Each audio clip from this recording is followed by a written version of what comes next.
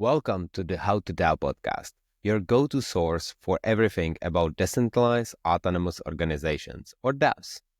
We are not just here to inform, we are here to inspire and empower a new wave of creators and participants in the DAO space.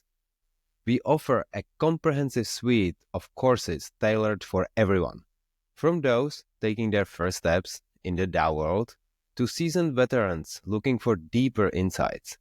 These courses cover everything from the fundamental blockchain and DAO concepts to advanced strategies in governance and tokenomics, ensuring you have all the knowledge and tools necessary to thrive.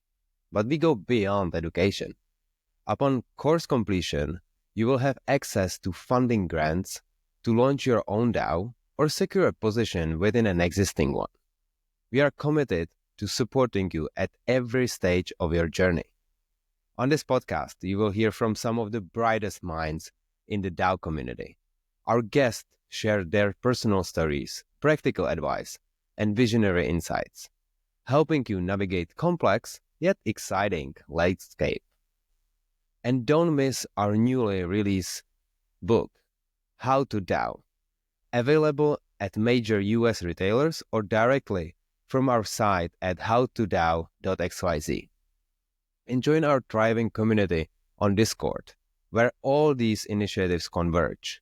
You can find the invite link on our Twitter at howtodaobook. We believe passionately that DAOs are the future of coordination. Our entire initiative is designed to support this movement and help you be part of it. And now we will hear from our guests. So stay on. Hey, welcome in our third live stream with How to DAO and Network State Connect. This time we actually will be talking mostly about Network State Connect with its co-founder, Matt, here. So welcome, Matt. What get you started with Network State Connect? Well, what got me started? Well, I was in a server that Balaji started when he was writing the Network State book. This would have been, I think, around 2021. And that server was called 1729. And I could tell you more about it, but basically it was a very formative experience. And I came away from being in all these lectures when he was explaining it to people as he was writing the book and like that global community that was formed around that. I came away from that experience just thinking this would be something I'd like a lot more people to have access to because it was a closed server. And I also wanted to help spur on the network state movement. And so that's how we got it started. Yeah, so if I understand correctly, basically Balaji started with this network state term and the movement, and there is a book. I believe it's networkstate.com, so it's available for everyone. You got there early, so you were actually part of writing a book. What else was going on in the server? Like, how was the process actually writing a book about something which is kind of in one person's head? Yeah, well, I wouldn't say that I was part of writing the book, certainly. I mean, it was all in Balaji's head. But what it was the early days of the server, before I got there, Balaji was like practicing bounty systems. That's my understanding. He would like create a task and then do bounties. And so all these people were playing with that and then started a Discord server. And then Balaji's next thing became wanting to write a book on network states, which is just kind of, we can get into what that is, but just like this evolution of society now that we have the internet, now that we have Bitcoin and cryptocurrencies and all these different things, where is society going? So he wanted to write this book. And then I came in right when he started doing these lectures in VR once a week. And I was living in Austin, Texas at the time, and it was global. And so the times were really bizarre. Like in Austin, Texas, it was like 11 p.m. or midnight or something when he would do these VR lectures on, I believe it was Wednesdays. And so we would log in and Balaji would have this big presentation screen behind him in this VR room. And there were about 125 of us at any given time inside this room. And we'd have like these floating heads with our name above us. And it would actually have our Twitter name above us. It was connected with Twitter. And you got to know other people in the server. And so you'd kind of float around and see your buddies. And then Balaji would start talking. He would talk for an hour. And generally it would be like a concept that would be finding its way into the book as a chapter. So he would, kind of come up with something like network state defense or something, or NYT, BTC, CCP, just concept of like a triumvirate of like power where it's like CCP, New York Times, and Bitcoin. That's a chapter in the book. And so he would chew through these ideas in the lecture, and then we would go into small groups, into breakouts, usually by region, and discuss those different things. And that helped form connections as well. There's something about that VR experience too, is spatially really fascinating. It was really community building. And then the rest of the week, we would talk about these different issues and then talk about current events and then sense make globally. And I thought that was really fascinating because people would be telling you about things that are happening in their region and they'd be telling you firsthand. And usually they were pretty intelligent people. And so that process went on for about 6 months. And after about 6 months of that, it was 20 lectures. Balaji got busy writing the book, spent 6 months doing that. And then after the book came out, we all just kind of like celebrated and talked about it. And then Balaji's next big thing was the network school. And so that's what he's currently doing. That's super cool. It's a fascinating journey how this came about. Obviously, you were personally attracted to this way of thinking and viewing the world. How does that connect to your previous experiences and beliefs that you thought that, this philosophy of the network state would be interesting to you? I mean, I'm a libertarian. I follow closely the idea of the fourth turning. For people who don't know about the fourth turning, it's a book, and it's about how there are 4 distinct cycles that take place in the American economy. It might be visible in other economies, but they focus on the American economy. And basically, it's like the fourth turning is like the economic equivalent of a winter. And it's this idea that your institutions will probably experience a lot of decay. And this is a natural form. It's a natural process, rather, where they'll perform worse. They'll be kind of wasteful. They might no longer achieve their mission. But many of them have been around for, 80 years or more. And so they naturally have to kind of degrade. And then that's the precursor for them updating into the next kind of evolution of what they're going to be, usually based on new technologies, right? So it's like when we vote or when we watch television or the ways that our, institutions function, they're functioning in a pre-internet era. Like all these things are distinctly pre-internet. They're not transparent to us. And so that's part of the reason that they're just sort of falling apart, right? Is that they're based on an operating system that doesn't really even exist much in the world anymore, right? It's famous how old the like programming languages are that the government systems are written in and stuff like that. Like people are dying off that the last people are dying off that even know how to write in some of these programming languages, right? The essential government systems are built on. And so I kind of had this pre-existing understanding or belief that there was going to be a big evolution in the way that society functioned and the way that our institutions would, be legible to us. In other words, like how can we know what they're doing? How can we know that they're achieving what they're supposed to achieve? And how do we actually give feedback on these different things in a democracy? Just the ability for them to be much more efficient. If we were to just look at them with a fresh perspective, all these institutions like healthcare could probably literally be 1/10 of the cost. If we just focus on efficiency rather than, channeling revenue to certain parties, that lobby, if we were really like, we're going to do this in an efficient way and we're going to use innovation as hard as we can, we literally could probably drive the cost down to 1/10 of their current cost in, a decade. But that's not the goal, right? But so eventually systems that don't have that as the goal will lose out to new systems where that is the goal, where efficiency is the goal and being more effective is the goal. So societies and organizations that are built in this new image on the internet, right, of the internet, let's say, this networked image where information transfers, immediately and two-way rather than one-way, and sense-making is just like much more powerful, and your ability to express preferences as a group is much more powerful. When all these things are kind of unleashed and then society is built in that model, it's going to outcompete the previous models. So that was a prior I had before network state, was even a concept that I was aware of. And then the network state became like a way to think about that because it was overtly like the evolution of society from the old set of institutions into the new set of institutions. How do we use technology to build these things? And so that's why I got excited about it. It was kind of the key to my lock, right? I had this like, we need to innovate, we need to evolve societally, but how are we going to do it? And it's not an easy conversation to have. Not a lot of people are thinking along those lines. And so Balaji was able to not only like highlight a lot of the different ways of thinking about it, but then attract a lot of really, really smart people to think about it. And so that's why I got excited when he started doing it. Awesome. I believe you have also spent quite some time working with, for example, local government, right? So you know what government does in places like the US.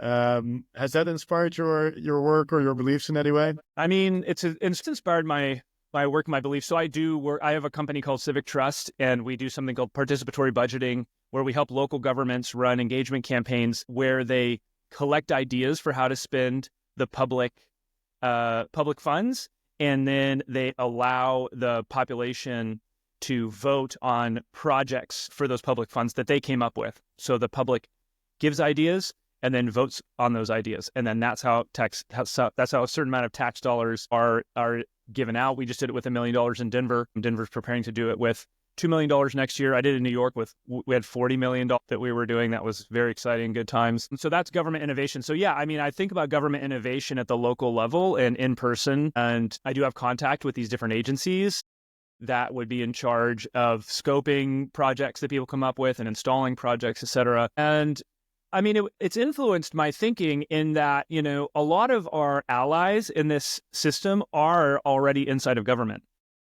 A lot of people join government because they want to innovate and they want to provide services and they want to help people. That's why they got involved in this kind of almost servant leadership thing, where they're like, we're going to help bring these changes about. And then they find themselves stuck in a bureaucracy that is just so labyrinthian, right? They get inside and it's just how do I affect change? And when you deal with a bureaucrat who's, middle-aged and they've been in the system for 2 to 3 decades and they just seem like they've been ground down, a lot of times that, the reason that our institutions are populated with people like that is because they weren't able to affect change. The institution wasn't really listening to them.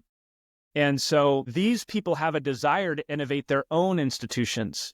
People inside, especially millennials, you have to target certain people, but people inside, they want to innovate it and they want to innovate it from the inside. So I think people too often, as a libertarian, people too often think of the government as bad or government as the enemy or bureaucrats as bad categorically, or that's all incorrect. If you work with those people, your allies are inside the system as well, and you have to work with them to help to create that change. And I think that's really the way to do it. So I have a very nuanced view on the relationship between network states, which can be started completely sovereign in a sovereign way and autonomous, to local governments, which are obviously connected to, Westphalian nation states. Local government's just like a form of that kind of government. I don't think that they're exclusive. I think it's dynamic in that network states help create innovations, and then you can introduce those into certain systems in the nation state, usually the local government, because those are easier to affect.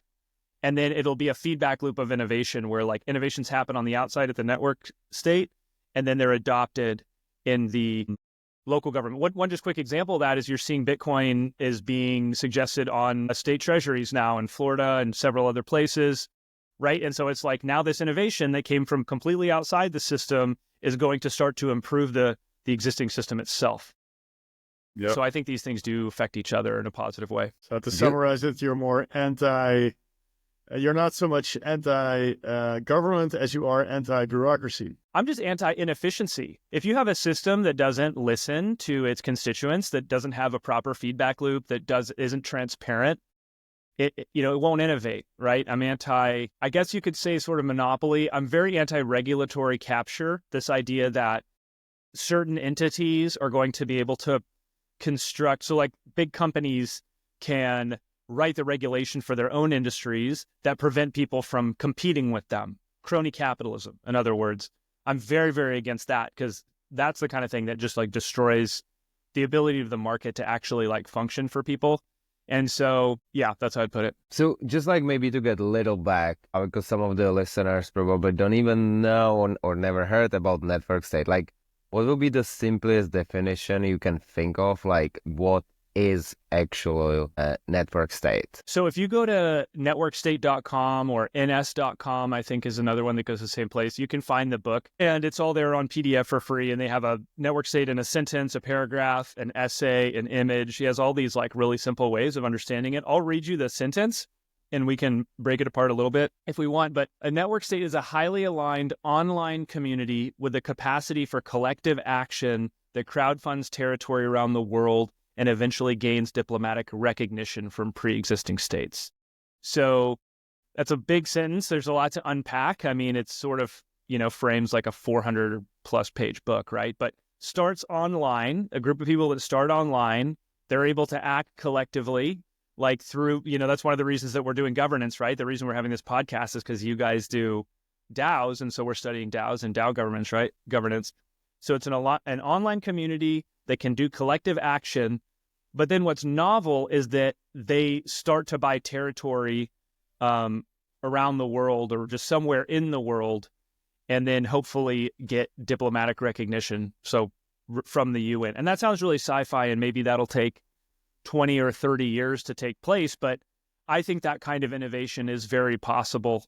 I think there's probably, the way I see it, just to put it out there, is something called a special economic zone. A lot of people who live in developed nations aren't very familiar, but if you're in developing nations, they're common, where it's an area that, for example, when I lived in Costa Rica, I would see these. I had a friend who worked at Amazon in Costa Rica, and Amazon was in Costa Rica, and also Intel and HP and various other modern multinational companies were in Costa Rica because they created a special economic zone, which was a geography where their red tape and their really, basically like poor regulatory environment was swept aside. And they just said, okay, multinational companies, if you come in here, we're going to not mess with you. We want you to educate our people. We want you to pay our people. We want, we want you to help our economy. So we're not going to harass you with the regulations that we do with our own citizens, which is why we're poor, right? Like a lot of the reasons the developing world is poor is because of really poor regulations. So these special economic zones, they're all over the world. There's hundreds of them on, pretty much every continent, a total. And so I think that you can eventually get a country to agree to let people have some sovereignty in their territory for the benefit of them coming in and stimulating their economy the same way that a special economic zone does. And so I don't think it's very far-fetched. That's what a network state is. But really what we're focused on right now is, at the beginning, it's the online community. It's people collaborating online and then building things together online and getting more sophisticated at that. Yeah, but that's kind of what you said like a little bit ago. Like there is this like government and there is this network state, and the network state innovate. So it can be the kind of economical zones within the nation state, and they will just like basically get the innovation into the nation state and then they use it, kind of stuff. So is it something like how you feel like it will play out? Like the nation state will kind of live, the network states will kind of live within the nation states and help them to become better? That's a great question. I think there will be some of that. I think ultimately network states, should they succeed, they will be autonomous. They will be sovereign from nation states because they will be able to exist among various territories like an archipelago. They will be inside various countries, and then they will have treaties and agreements that give them sovereign rights the same way a nation state would have sovereign rights. So they'd be viewed as peers to nation states. That'll eventually happen. But I think being around them will be very good for nation states. It's sort of like Singapore, right? It's like you take a piece of land and then you innovate on its regulatory environment vastly, and then it just gets way wealthier than its neighbors, right? Hong Kong's another example. There's a lot of examples if you look into it. It's like everything is the same except for the regulatory environment, but the population is the same, the geography is the same, the resources are the same. But the regulatory environment is so good that it just gets super wealthy and developed, right? And so we know that that's possible. We have examples around the world that's possible. South Korea and North Korea, right? And so I think network states will be like that for the nation state. Like they will outperform them and then provide examples of ways that they can improve. And certain nation states will benefit from it more than others. It depends on how open they are to innovation, to listening. Many will be left behind probably in the short term. And so do you see also some, like, now you mentioned a couple like nation states which were successful with their regulation, like Singapore, South Korea and stuff, but do you see also like network state itself, some like maybe early network states which are kind of becoming successful, or maybe people should read more about them? Like, are they exist, or is it just the book? Well, so there's like 7 stages to an online community becoming a network state, according to the book. And the book is just like a first stab at the concept. And so it's certainly not like an orthodoxy, but it gives you some frameworks to think through it. So there's a lot of early stages. There's a lot of network states that are in the early stages. considering that diplomatic recognition or territory are the final stages, no, we're not there yet. There are people trying, like there's something called Praxis. They're trying to buy a city in the Med, and they want to buy land in the Med, create a special economic zone. There's a great video on this at the 2024 Network State, 2024, 2023, might have been 2023. But in any case, the Network State Conference, you can look up Praxis. Dryden Brown, the guy who runs it, gives a presentation on that. And what they're doing is they're trying to buy a large piece of territory from probably more developing nation around the Med.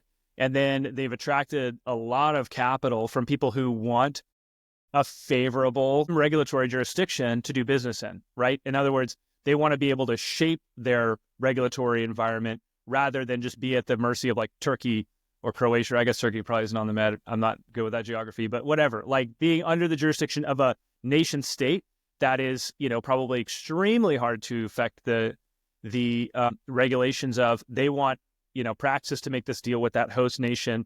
That host nation is going to receive a ton of jobs and a ton of money that capital's been attracted, and then that capital is interested in a novel regulatory environment for themselves. So Praxis is trying to host that. That's the one that's furthest along. There's also another one, actually, now that you ask, Prospera, right, in Honduras. So there's an island called Roatan in Honduras, and there's a private city on the island called Prospera, and that's been running for well over a decade. And it's a similar concept, like they have a special jurisdiction inside of Honduras, and so it's a special regulatory environment.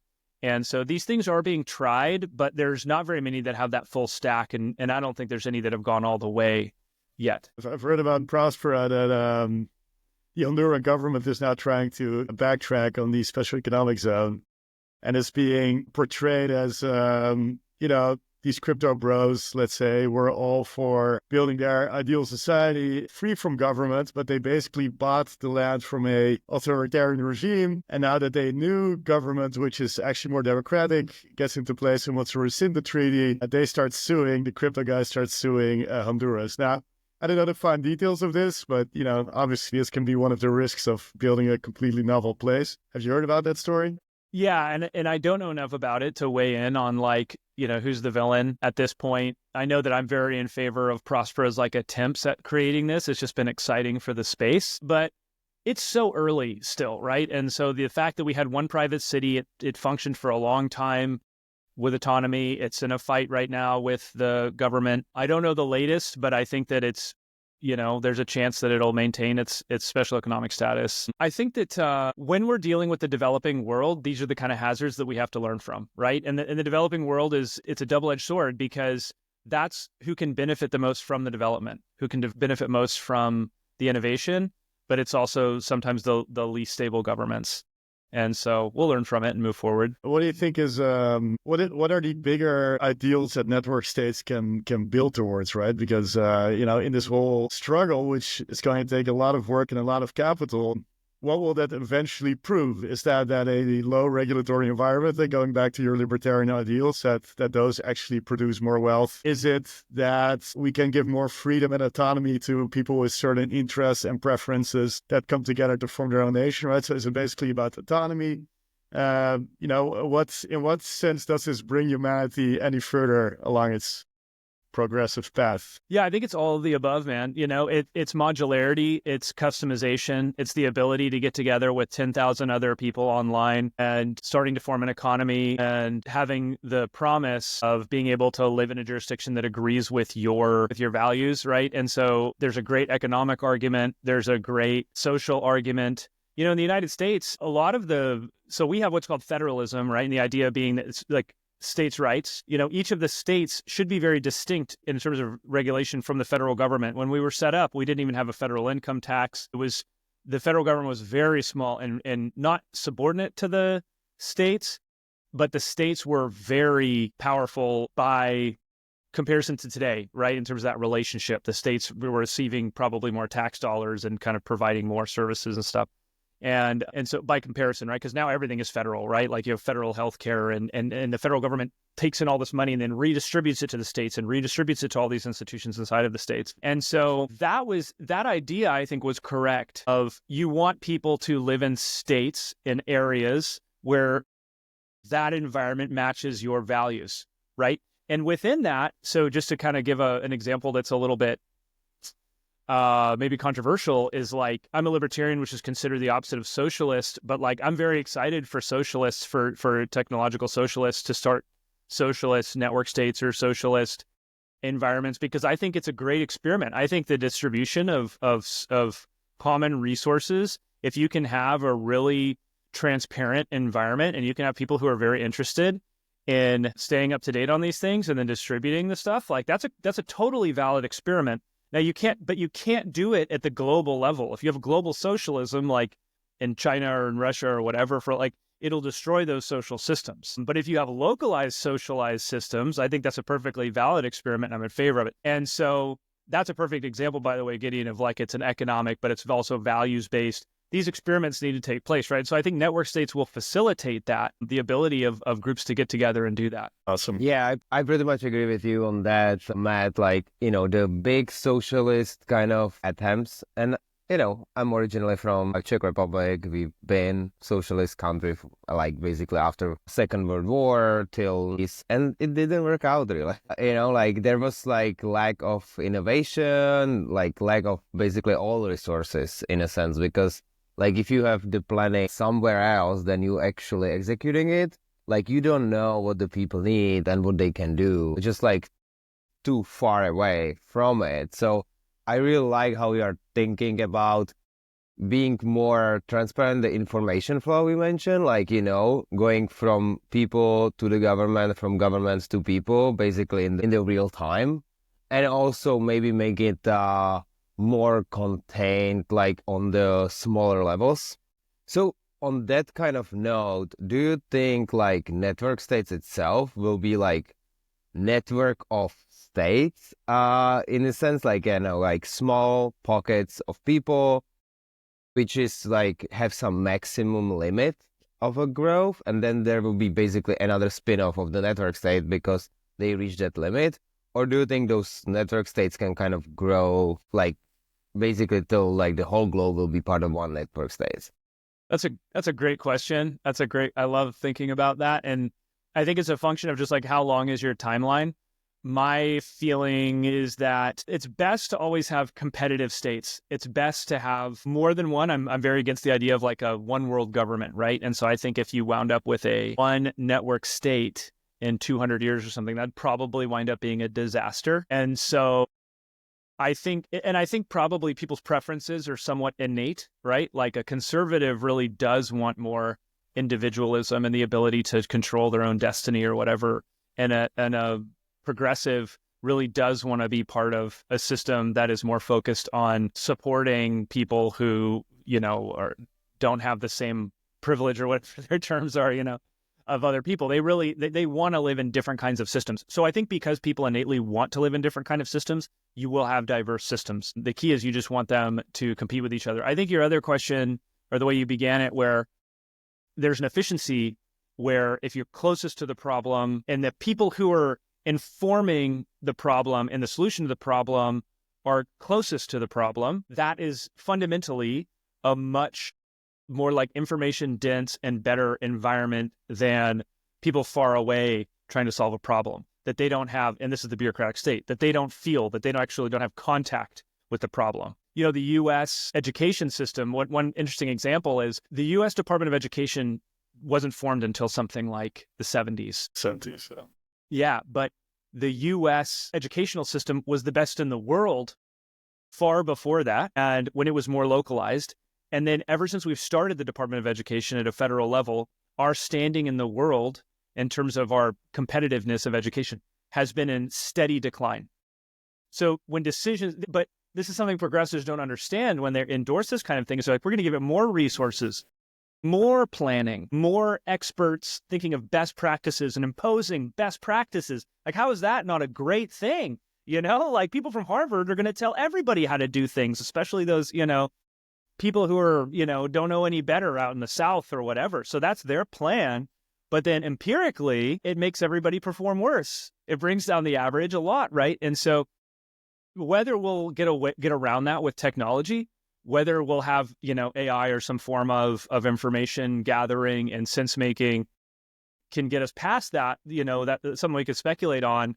But for now, the way things work, you want problems solved locally. And so I think network states will probably be constrained by that. And that's a good thing. Like you want this kind of thing done locally because it's much more efficient, right? The United States, as it has become, there's that whole BTF happened in 1971. You guys have probably been to that website. It's a huge thing in the Bitcoin community.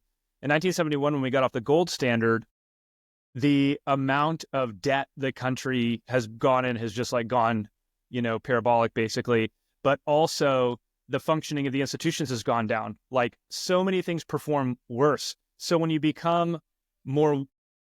printing more money and you become more wasteful, you perform worse. You don't have more. You actually wind up eroding those institutions, right? That needed to be efficient first. And so I think there is some law there of efficiency and size and constraint that network states will be, beholden to or whatever. And that's a good thing. That'll allow for more customization and, participation. It's probably better to be part of a smaller system. It's hard, 300 million people to govern 300 million people in the United States. It's not efficient. You don't want very many institutions feeling that level of responsibility.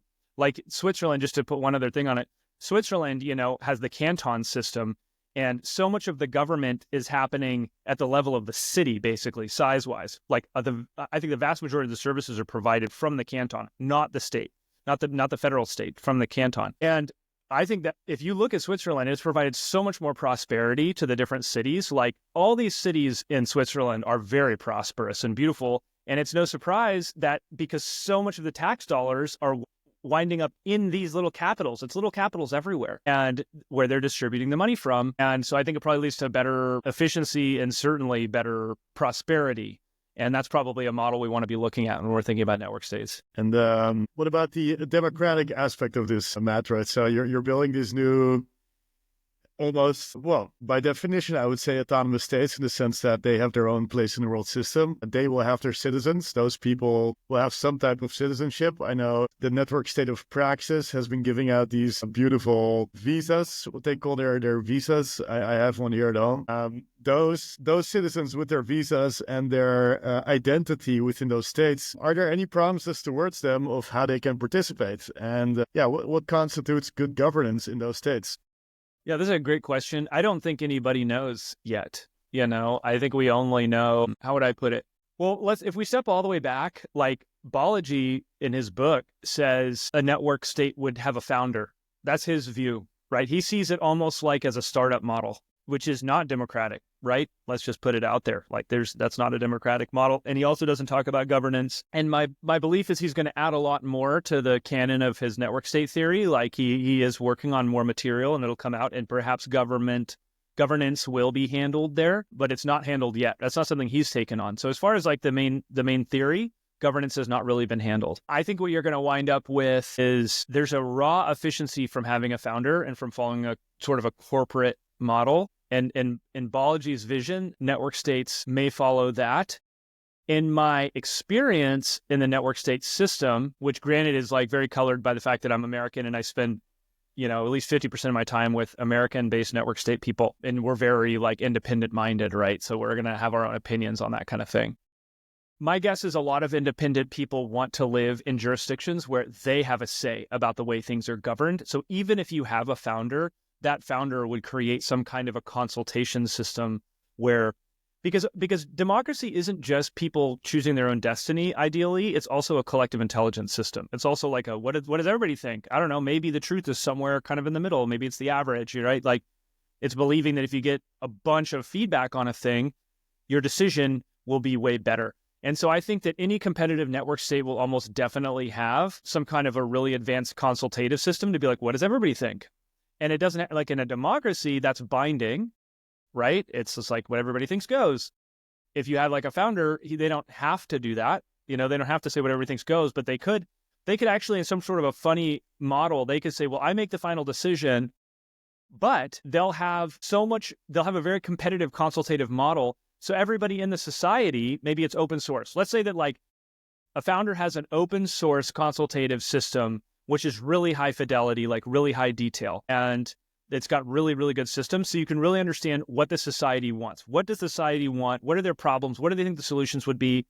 What do the experts think? Who's behind it? And there's probably a really clever way of doing that without it being very burdensome.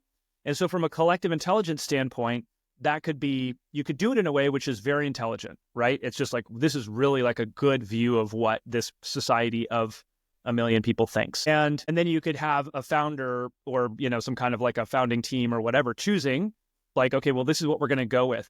You could actually almost imagine that outcompeting as quote unquote democracy like we have now in the United States that's just run on awful systems that just doesn't have any level of detail. Like supposedly it's a democracy, supposedly it's binding, or it's a republic or whatever we select our representatives. But the system of selecting representatives is so bad, and the parties are so bad, and everybody knows it. Like that's not my opinion. Go to a Pew polls or any of the polling systems, and nobody likes the parties anymore. There's more independents than members of either party, and faith and trust in these parties is awful. So you can have a democracy with just like these terrible systems that barely work. And so I guess that's my answer to you is I think that it's not necessarily just a pure thing like one system versus another system. It's how well functioning are the consultative systems? How well are you gathering collective intelligence? Do the people have faith in those systems? I think network states are going to nail that. And I don't think that we know yet, like, is it a pure democracy? Is it a representative democracy, a republic, a founder that just chooses by fiat, but with tremendous information and some sort of credible accountability system. So within that, and a great answer, by the way, within that search, right, the search that you're on to build these governance frameworks, right, and it almost sounds like there's an opportunity for people to step in and kind of suggest ways of working there. What about the concept of trust, right? So would network states aim to build high trust societies? Because you would contrast that to one of the concepts which is so big in crypto, which is trustless, right? We can do anything without needing to trust an actual human because these processes are automatic, et cetera, right? So how can you reconcile these things, the trust you need to build a functioning society, perhaps, and the trustlessness of the almost perfect libertarian life, owning your BTC and your guns and your property and not trusting anyone? Yeah. Sorry, I just want to make a lot of jokes about like the typical libertarian with their guns, but I'm going to pass on that. Yeah, I think that, in fact, it's a misnomer when we say, trustless, because you are trusting the blockchain. That's what you're trusting. Like you're trusting BTC, and so, yeah, I feel like a Bitcoiner, you're trusting Bitcoin. You're not trusting the person on the other side of the transaction, but you are trusting Bitcoin. So the whole trustless thing isn't true. Trust is really important. Trust is extremely important. If you have a low trust society, it's like a low motivation society. It's a low vision society because you don't imagine like everything that you need in order to create something beautiful and lasting and important requires so much trust and so much coherence in society. Like arguably that's one of the things that's very competitive about the US is like, it's just our legal system. It's just a fairly predictable and highly functioning legal system with not that much corruption and nepotism and all these different things that are so much more common elsewhere. So through just having that, you can build much greater, more complex things. And that's trust, right? And so I think these societies, 100% you're going to need to trust them. The big thing is, what do you put your trust in, right? Like, I'm a Bitcoiner. Bitcoin is so simple. And certain people, that's what they love about it. Other people call it a pet rock and like a boomer coin. But other people, like myself, were like, no, I love it because I can trust it because I can actually wrap my mind around it and it can handle the pressure of the world reserve currency status.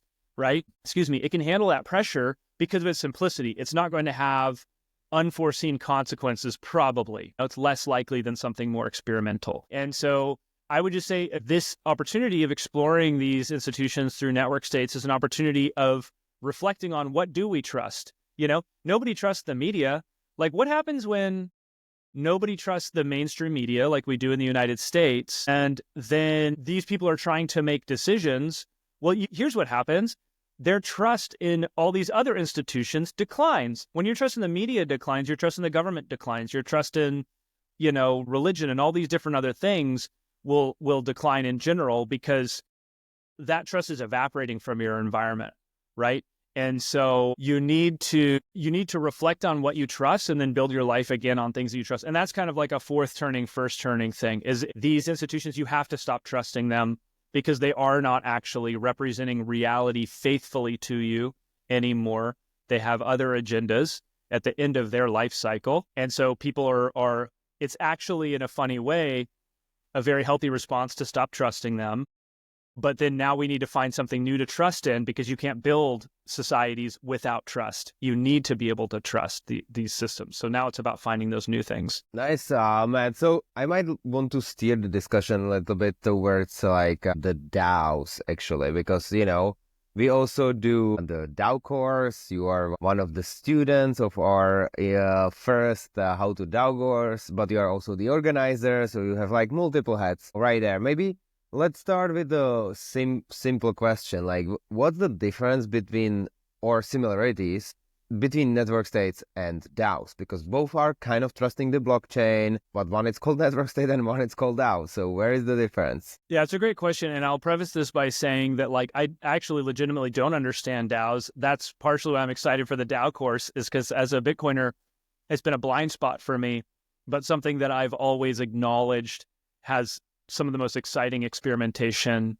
in the entire crypto space is happening in DAOs, right? And so from what I've learned from you guys so far, we're halfway through the course. One of the biggest differences is the scope of what you're trying to do. So a DAO can have a very fixed scope of what they're trying to do. It could be scientific innovation, or it could be funding certain things, or funding public goods, or whatever, like they do at Gitcoin. And I would say, a network state is going to almost always be oriented towards, greater sovereignty and things. And so I think there's a more global aspect to the network state. I think DAOs are a great primitive for network states. Like we're going to want to learn from what DAOs are doing. And I think a lot of DAOs could transform into network states also if they wanted to, but they would probably want to increase the scope of what they're going for. And all that's really good, right? Because our tools of coordination are still pretty limited at this point.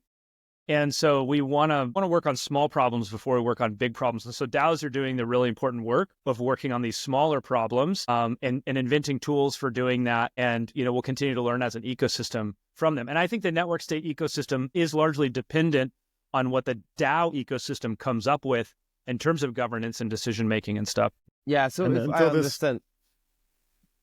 Yeah, so if I understand correctly, the answer basically are saying like DAOs are this like organizations, such as like kind of like a companies which are very focused on one particular product, service, something, but the network states are more about the people which are coming together but building multiple things, and they are like, kind of like a nation states. Like the fact that I live in United States right now doesn't mean that we are focused on like one product, like United States, building many, many things. So I think it makes sense from my perspective as well. So like now we are at the DAOs, and like we launched this first course with Network State Connect, and Network State Connect mission. And like, I think you will have better answer than I, but it's like find actually your network states. You want to like kind of like help to navigate people from outside of network states into some network states so they can find their place. How we are starting, what we are starting with, it's education. Educate about those primitives. Like, is there like, what's the overall goal? How you're seeing this kind of be evolving as a platform, as an organization? Is Network State Connect becoming Network State itself, or like, what's the bigger vision there? Yeah, Network State Connect does not aspire to become a network state. We want to help network states, and we want to help people find network states. And so if we're correct that this is like a societal evolution into a new form of institutions, a lot of people are going to want to get involved in that. There's benefit to you just from a curiosity standpoint. Like the people who invented Bitcoin, they didn't think they were creating a multi-trillion-dollar asset. Some of them might have thought of it in their wildest dreams, but in reality, they were just working on a problem that they wanted to solve, a computer science problem and an economic problem. And so they were just focused on it, and they loved that as hobbyists. And so I think this takes some of that energy on an institutional level. Like, how do we solve some of these problems in terms of coordination, in terms of institution creation? So you have the hobbyist level, but then you also have the being oriented towards the future is very good for you also, right?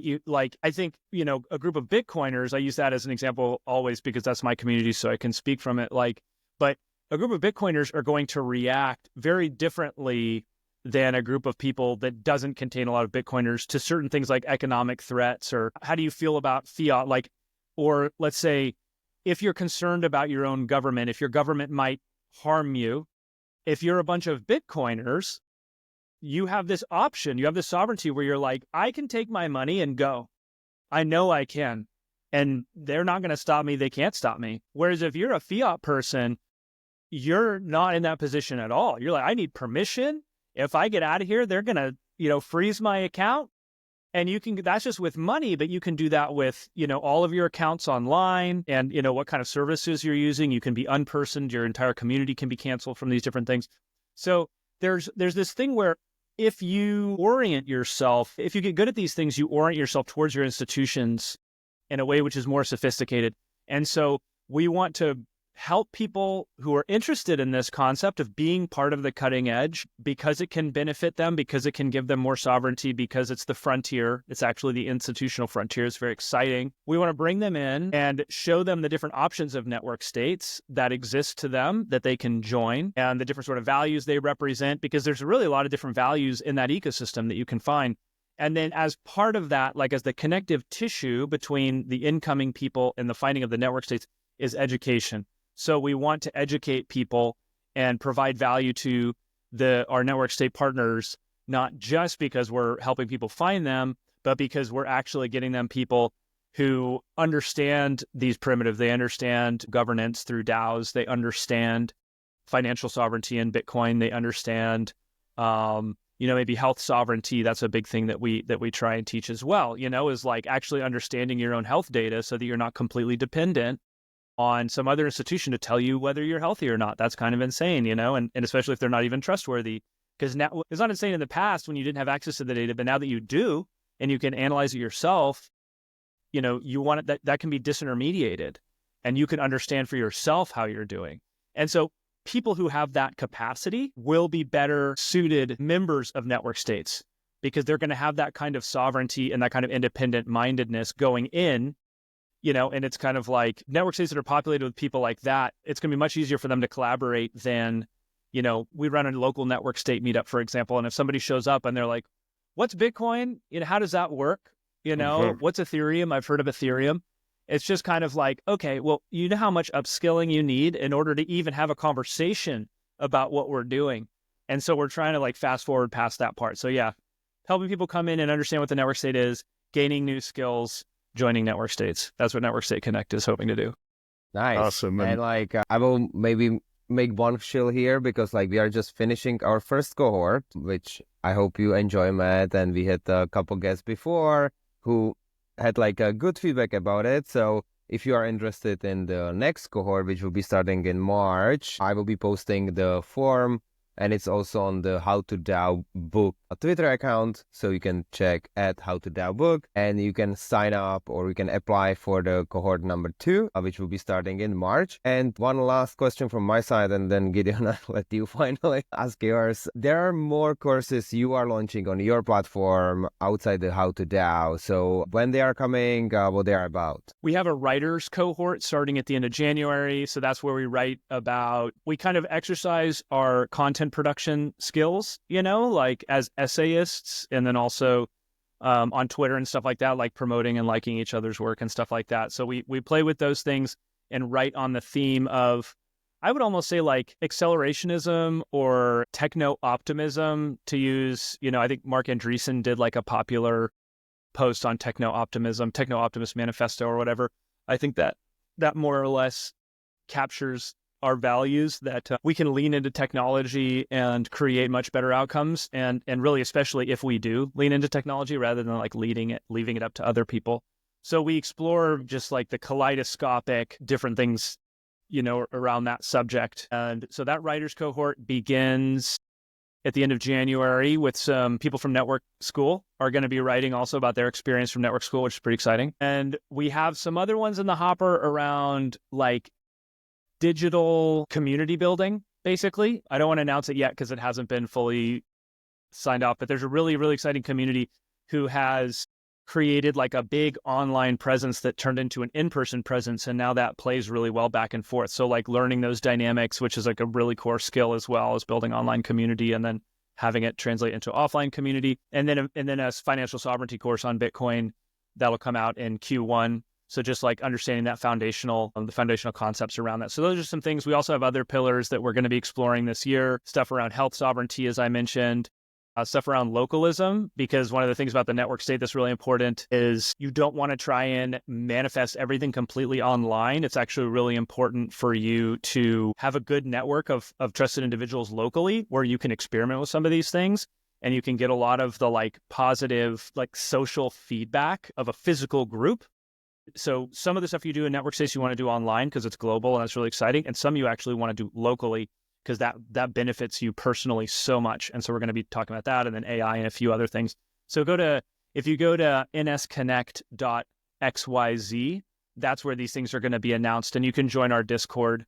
And that's also where all these things are going to be discussed as they come out. But yeah, thank you, Punkar, for asking that question. And we're just thrilled, I'll say, for both of you, Gideon and Punkar, to be doing our first course. The DAO course is fantastic, and learning about governance from you guys who are qualified to do it and passionate educators has just been fantastic, man. I love it, and I'm excited for the next one. Awesome, Matt. Yeah, it really sounds like you're building a new type of citizenry here almost, right? So including even the skills of agitation, right? How do we tell the story? Now, I'm curious, right? Because you are part of this course. Over the weeks, you've seen this group of people kind of explore the concept of DAOs, these decentralized autonomous organizations. Yeah, and I'm curious what your observations are about these participants, right? So are they indeed the new type of citizenry that is now being prepared for participating in these network states? Is there a common characteristic you can see?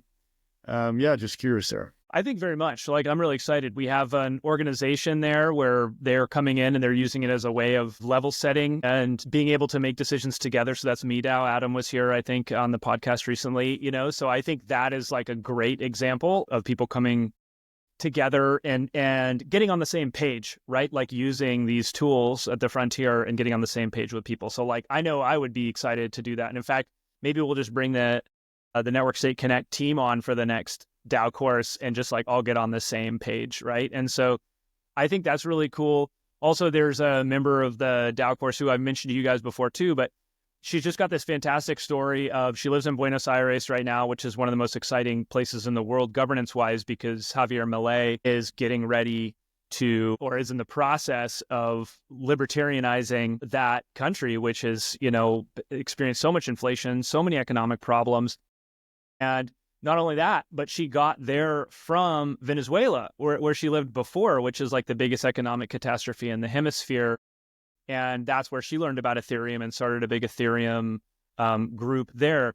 And so one of the things that draws me to the network state most of all is learning firsthand from people who have real life experiences in these different jurisdictions, especially the ones that you don't hear from, like Venezuela, or China, when I'm talking to a Chinese national. It's absolutely fascinating to hear about their stories. And most of my friends don't have the opportunity to do that. And so I think who we have in the course is exactly who I would envision for this kind of thing. Now, I would caveat that by saying they do have different values, so they will eventually start different kinds of network states, right? I think they will exist in these different jurisdictions, but I think overall, like trying to innovate and create new forms of institutions, these are the kind of people I would want to do that with. So we are kind of on the time now, but one last question to you, Matt. Is there something you would like to say which we did not ask you? No, it was great. Perfect. That means that I will do another promotion here. So what you learn here on this live stream, or if you're watching it from the recording, is like you should learn about network states and DAOs, because that's the frontier, and it's always good to be up to date with what is coming. How you learn about DAOs? Two main ways. Go to howtodao.xyz and buy a book about DAOs called How to DAO, and sign up for the course, which is starting in March. How to learn about network states? Go to networkstate.com, or ns.com should get you there as well, which is a website from Balaji, and there is a book about network state. And if you want to find the right network states for you, then you should go to nsconnect. Is it .xyz, and you can find your way through there to our course, to another network state, other courses. So that's what you should do right now. Yeah, and join the Discord server when you get on the website. That's the key way right now because it's early, and so the information that's coming out will be a lot of it's through the server, and you'll meet some other fun people. So that's also on nsconnect.xyz. And you can find Gideon on LinkedIn because he's a boomer. He's a pro. He's a pro on LinkedIn. He uses LinkedIn better than anybody I know. I see a lot of reactions coming in, Sam. Seems to There we working go. just fine. Yeah. Nice. Thank you guys. This was an amazing discussion. I know we could be going for an hour, but we had just 60 minutes. It was great. So thank you for coming, Matt. Thank you very much. Thank both of you guys. Thank you for the great course you're doing. I'm excited for the next one. This has been great.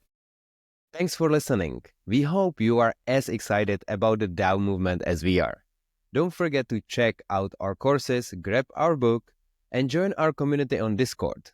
Until next time, let's build the future of DAOs together. You can find all the available resources at howtodao.xyz.